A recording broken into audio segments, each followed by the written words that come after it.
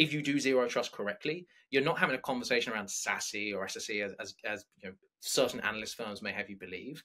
Instead, you're talking about secure by default.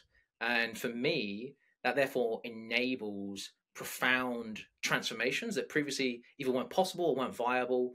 And thus why it's important to do zero trust from the start correctly.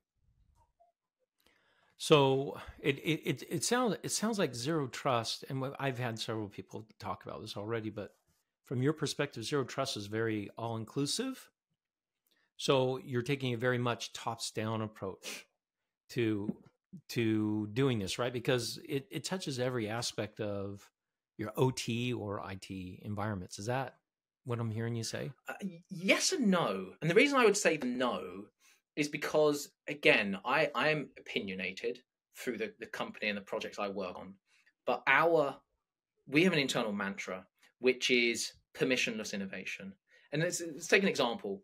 What was it now? Like 12, 13 years ago, AWS came along and went, you can just spin up your own, resources. Oh yeah.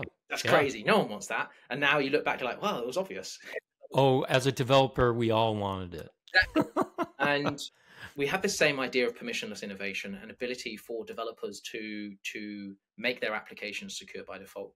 So yes, you may have the kind of top-down CIS and NIST, US government, CIOs, etc., saying, hey, we need some zero trust. We need to make things more secure.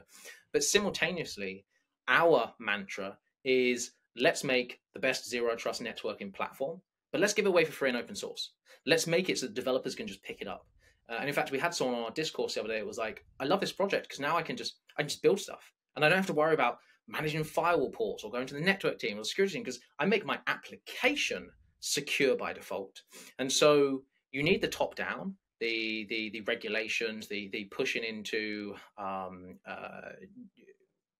the strategy of an organization, but you also need to make it so that people who are building stuff, people who are the coalface, can just adopt a library and get their work done. Because ultimately, someone's not coming to them and saying, oh, let's think about NIST 800-207. They're going, how do I push out this functionality? How do I get this product to market as quickly as possible?